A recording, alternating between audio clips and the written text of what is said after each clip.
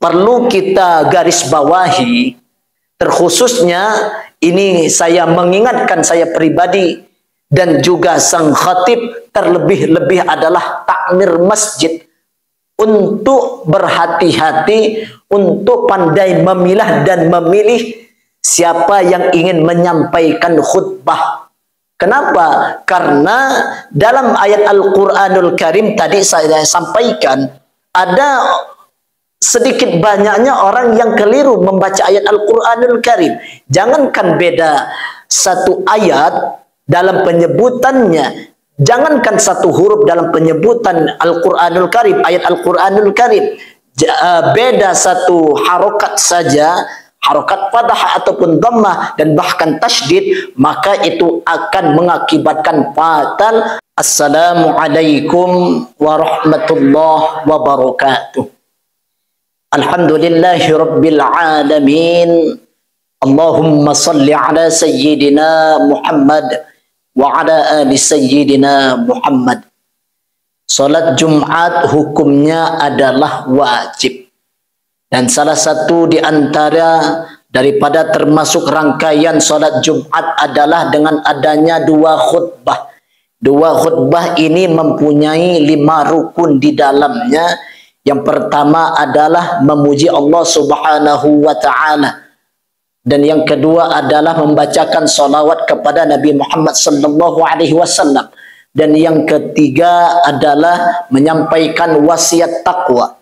Dan yang keempat adalah membaca ayat Al-Quranul Karim. Dan yang kelima adalah membaca doa.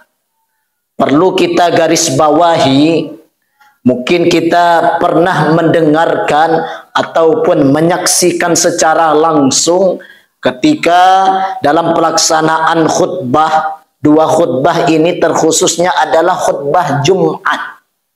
Ada khatib ataupun orang yang menyampaikan khutbahnya ketika poin ketiga membaca ayat Al-Quranul Karim, sedikit banyaknya kita temukan ada yang keliru dalam bacaannya. Perlu kita garis bawahi, terkhususnya ini saya mengingatkan saya pribadi dan juga sang khatib, terlebih-lebih adalah takmir masjid, untuk berhati-hati, untuk pandai memilah dan memilih siapa yang ingin menyampaikan khutbah.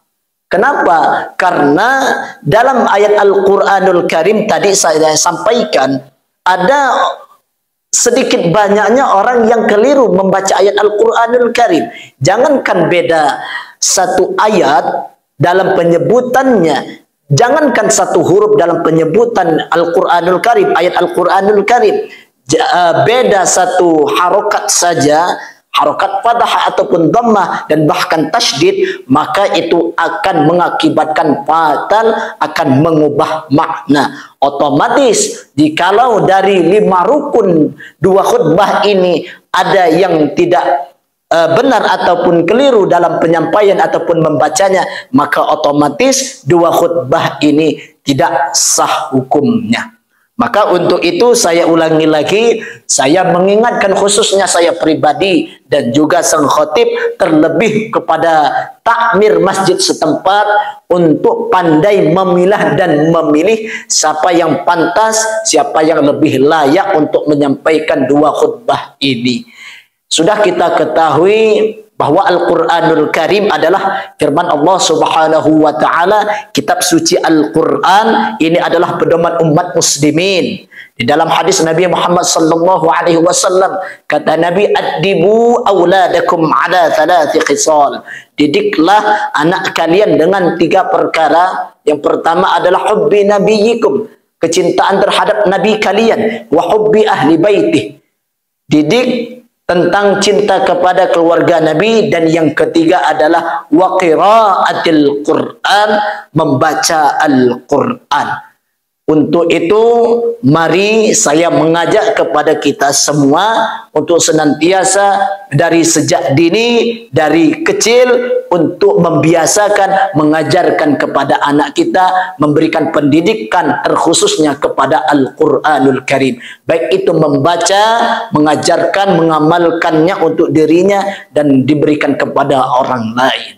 Dan bahkan di dalam firman di dalam hadis Nabi, maksud saya di dalam hadis Nabi Muhammad sallallahu alaihi wasallam sering kita dengar iqra'ul Quran, bacalah Al-Quran. Kenapa ada perintah membaca Al-Quran? Ada jawabannya. Fa innahu ya'ti yaumal qiyamah syafi'an li ashabihi. Karena Al-Quran tersebut akan menjadi syafaat, akan menjadi penolong bagi kita yang senantiasa membacanya. Jadi kesimpulannya adalah saya mengingatkan khususnya saya pribadi dan juga sang khatib terlebih kepada takmir masjid setempat untuk pandai memilah dan memilih siapa yang layak untuk menyampaikan khutbah pada pelaksanaan 2 khutbah solat Jumat khususnya. Terima kasih. Assalamualaikum warahmatullahi wabarakatuh.